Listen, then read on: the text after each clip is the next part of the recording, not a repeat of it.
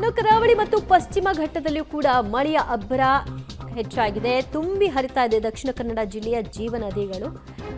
ಮಳೆ ಜೋರಾಗಿದ್ದರಿಂದ ಎಲ್ಲ ನದಿಗಳು ಕೂಡ ತುಂಬಿ ಹರಿತಾ ಇದ್ದು ಕಡಲ ತೀರದಲ್ಲಿ ಅಲೆಗಳ ರೌದ್ರ ನರ್ತನವೂ ಕೂಡ ಇದೆ.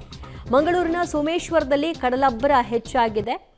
ಸೋಮೇಶ್ವರದ ಆ ಕಡಲದ ಅಬ್ಬರ ಹೇಗಿದೆ ಅನ್ನೋದನ್ನ ನೀವು ನೋಡ್ತಾ ಇದ್ರಿ ದೃಶ್ಯದಲ್ಲಿ.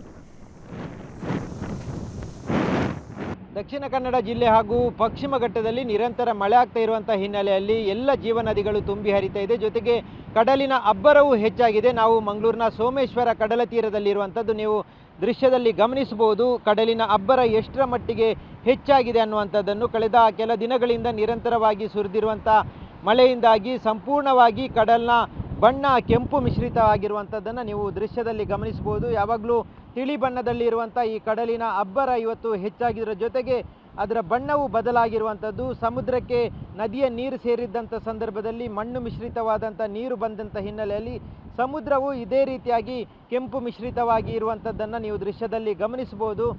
ನಿರಂತರವಾಗಿ ಮಳೆ ಆದಂಥ ಸಂದರ್ಭದಲ್ಲಿ ಈ ರೀತಿಯಾದಂಥ ಆರ್ಭಟ ಇರುತ್ತೆ. ಆದರೆ ಕಳೆದ ಕೆಲ 2 ದಿನಗಳ ಹಿಂದೆ ಬಂದಿರುವಂಥ ಭಾರೀ ಮಳೆಗೆ ಜೊತೆಗೆ ಪಶ್ಚಿಮ ಘಟ್ಟದಲ್ಲೂ ನಿರಂತರ ಮಳೆ ಆಗಿರುವಂಥ ಹಿನ್ನೆಲೆಯಲ್ಲಿ ಎಲ್ಲ ನದಿಯ ನೀರು ಸಮುದ್ರಕ್ಕೆ ಸೇರಿರುವಂಥದ್ದು. ಸಮುದ್ರಕ್ಕೆ ಸೇರಿ ಸಮುದ್ರದ ಅಬ್ಬರವನ್ನು ನೀವು ಗಮನಿಸ್ಬೋದು.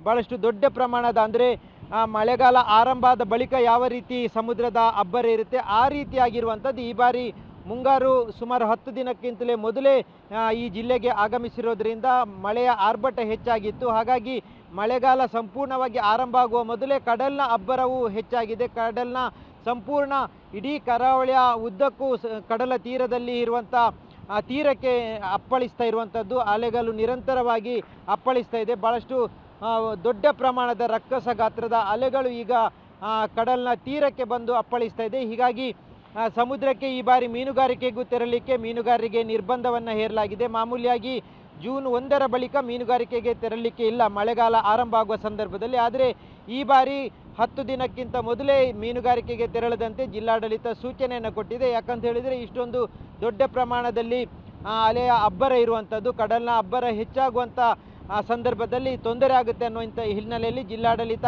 ಈ ರೀತಿಯಾದಂಥ ಎಚ್ಚರಿಕೆಯನ್ನು ಕೊಟ್ಟಿರುವಂಥದ್ದು. ಜೊತೆಗೆ ಇನ್ನೂ ಕೆಲ ದಿನಗಳ ಕಾಲ ನಿರಂತರ ಮಳೆ ಆಗುವ ಸಾಧ್ಯತೆ ಇದೆ.